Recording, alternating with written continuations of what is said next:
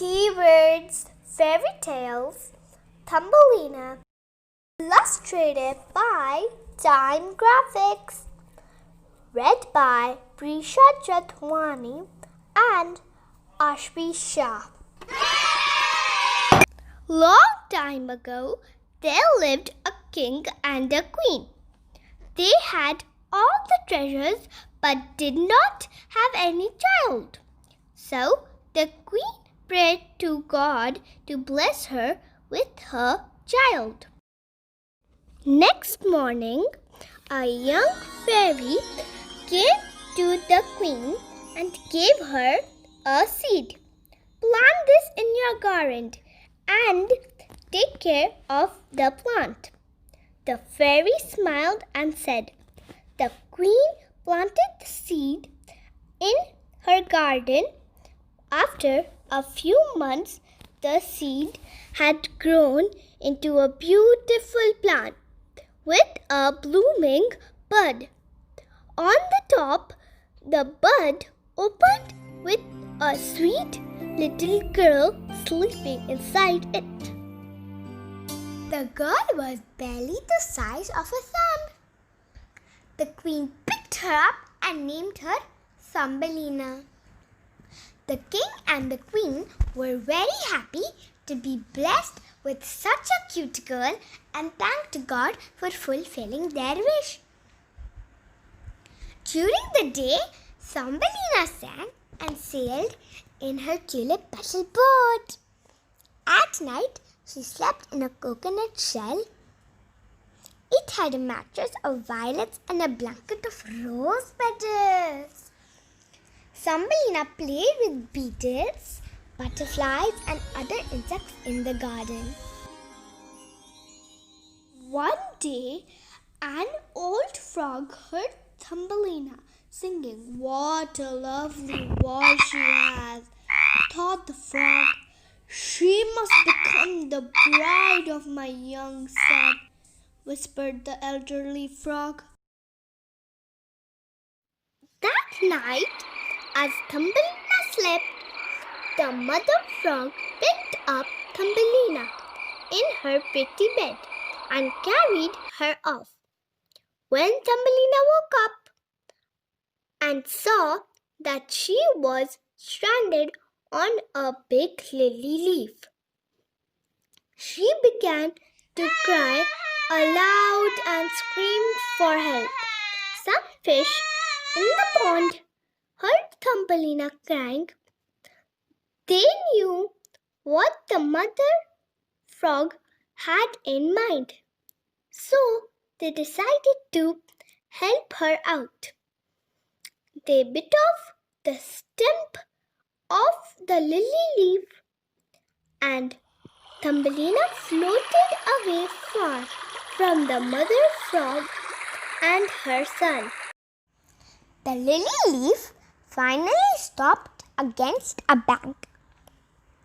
Thumbelina made a new home for herself. She wove a hammock of straw. She ate berries, nuts, and drank dew. She was very happy there, for she had found many new friends. Thumbelina enjoyed the summer days staying there and played with her new insect friends. But soon autumn came and the flowers dried. Then winter had come and it began to snow. Thumbelina, who was now hungry and cold, saw a small cottage in the woods. Thumbelina knocked at the door to save herself from the snow and cold weather. A big mouse opened the door. Come in, my dear, he said in a friendly voice. Mr. Mouse offered her a nice meal and insisted that Thumbelina should stay with him. Thumbelina decided to stay with him and look after the household work. The two happily shared Mr. Mouse's cozy cottage, which was warm and quite comfortable. One evening, Mr. Mole, the mouse's neighbor, came to meet him in his cottage. Mr. Mouse introduced Thumbelina to his friend. Mr. Mole liked pretty Thumbelina very much and wished to make Thumbelina his bride. "He is a rich and caring person," hinted the mouse after the mole had left. But Thumbelina did not like Mr. Mole, for he disliked the sun and flowers. His only wish was to stay underground forever. But Thumbelina was left with no other choice. She had no other place to go, so she agreed. Mr. Mole lived in a deep, dark underground tunnel dug by him. He invited Thumbelina and Mr. Mouse to stay with him. One day, Thumbelina found a wounded swallow in the tunnel. Thumbelina lifted the swallow and felt sorry for the poor lovely bird. She wove the swallow a warm mat of hay and fed him all winter long. Soon the swallow became strong and well. He thanked Thumbelina for her kindness and flew away. In the meanwhile, Thumbelina started spinning silk into fabric for her wedding dress.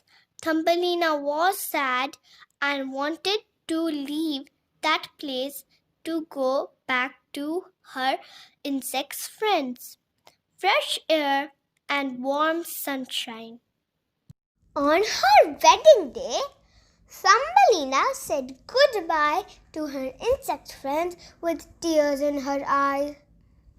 Suddenly, the swallow flew down from the sky.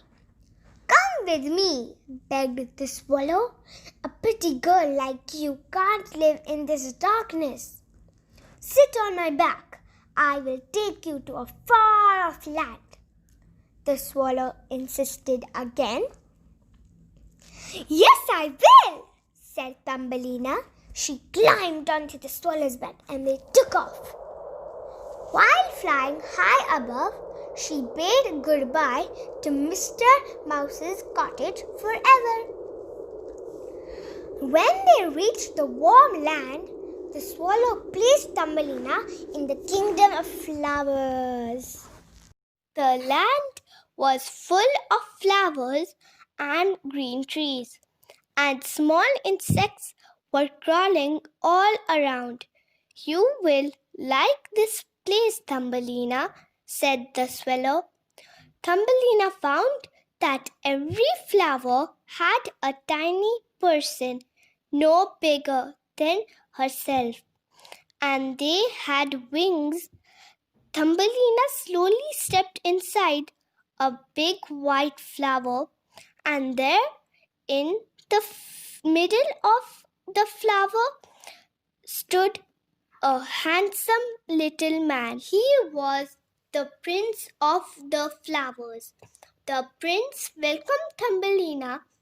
The two instantly fell in love. Later on, the prince married Thumbelina, and as a gift, the people of the flowers' kingdom gave Thumbelina their very own wings, so that she could fly with the prince from flower to flower. Thumbelina made a beautiful home in the garden. She made new insect friends and lived happily ever after with her loving prince in the Kingdom of Flowers. Goodbye.